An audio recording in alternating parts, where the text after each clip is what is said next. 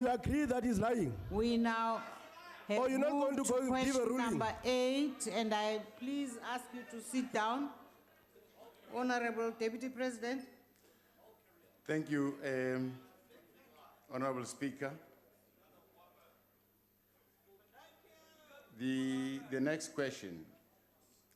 In the State of the Nation address, the President highlighted some of the steps that had been undertaken at the time to address governance failures in the state-owned companies. Amongst others, he mentioned the following.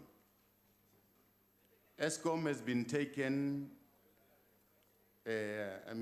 has been taken at ESCOM to strengthen governance, root out corruption, and ensure that work to restore its financial position is implemented as a matter of priority. The Commission of Inquiry into State Capture, headed by the Deputy Chief Justice, is expected to commence its work soon.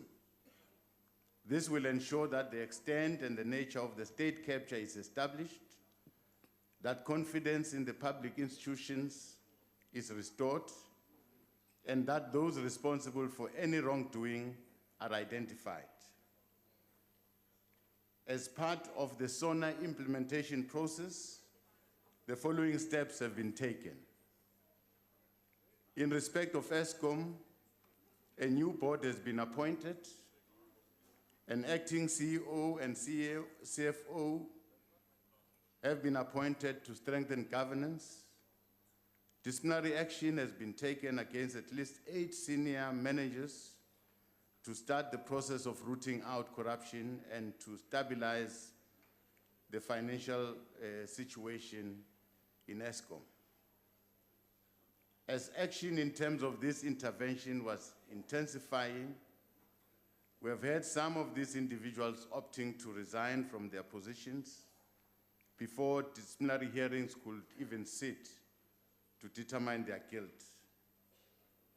The process of appointing a full-time CEO and CFO is almost complete.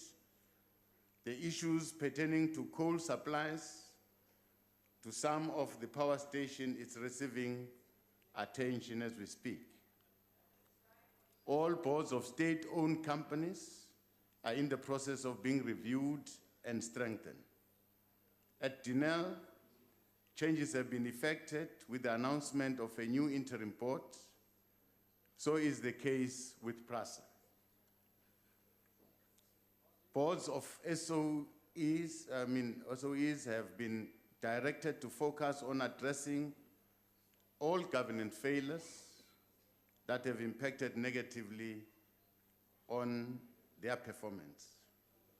In addition, boards will prioritize recovery of stolen funds and undertake a review of all contracts to identify those that may have been improperly awarded. Where there are criminal offenses, charges must be brought against those individuals through the relevant authorities to ensure that those that are involved are brought to book. The instances of maladministration and corruption at state-owned companies identified by reports from the Office of the Public Protector, including parliamentary inquiries, have assisted a great deal in highlighting the extent of the problem, and the executive is taking these matters seriously. In instances where forensic and criminal investigation have already been conducted, steps have been taken to ensure that individuals identified by this investigation at the board and executive level are removed from their position through due processes, including suspension and the institution of disciplinary hearings. The President will establish an SOC council and will announce its mandate in due course. That will help strengthen the work of our state-owned companies. This is work in progress, Progressively relevant ministers will be taking action to strengthen governance, accountability, transparency, and improve performance and financial stability of our state-owned companies, as has been indicated below. Sooner rather than later, the dependence by SOCs on the fiscus must be totally removed. In fact, commercially owned SOCs should be paying dividend to government.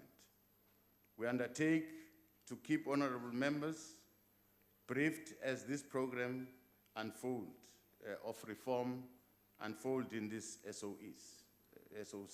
Thank you very much. The Honorable Swart. Thank you, Honourable Deputy President. I'll be responding on behalf of my colleague, Honourable Steve Swart, who sends his apologies.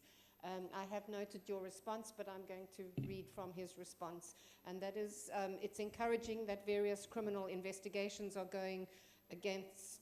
ongoing against board directors and management of state-owned enterprises arising from the allegations of state capture.